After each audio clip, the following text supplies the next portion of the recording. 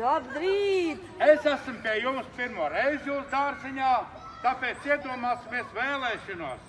Un vēlēšanās varbūt viena, lai nepaliktu par cūkām. Pareizi? Jā, paliksim Bolderājā cilvēki. Lūk, iepazīsimies. Es esmu cūkmenis, rūpējos par tīrību un kārtību Latvijas valsts mežos, jo es tur dzīvoju. Un man vajag palīgu. Šis nāks man palīgā? Jā! Nav variantu, nāks palīgā. Jūs kļūsiet par detektīviem, kas meklē pēdas, ķer noziedzniekus, tāpēc detektīviem vajadzīga karte. Jā! Tā, mēs jau gatavojamies kopējai fotogrāfijai. Tev es uzticēšu karti, turi karti. Jā. Skatāmies, kas tad cūkmenam maisiņā ir. Jā. Kas ir maisiņā? Maisiņā ir mācību grāmata. Kur jūs uzzināt?